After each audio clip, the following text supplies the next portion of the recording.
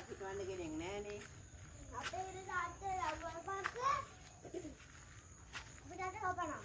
එම්මට යන කපන ඇහෙන්නන්නේ. ඒකවල තාත්තෙන් ආන්න එපා පූජා ගන්න මල් කඩා ගන්න කොහෙද කියලා. ඔව් ඒක නෙවෙයි නාට හෙන්නේ.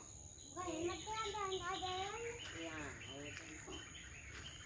කොහොමද නන්නේ කොහොමද?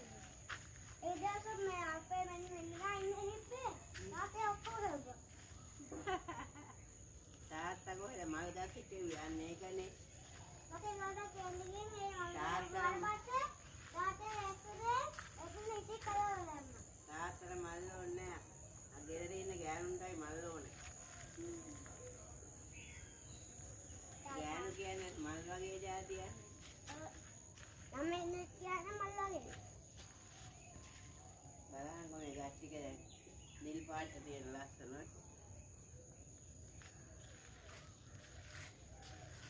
ඔය තා පාට විපීගෙන ඉන්නේ අර අතට තියෙන්නේ.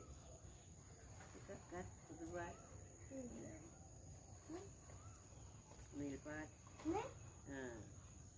ඔය තියෙන වර්ග පිපිය. මේ පාට විතරයි මං ගෙනාවේ. මේක. ඒකෙන් තමයි මේව හැදුවේ අනිත් එක.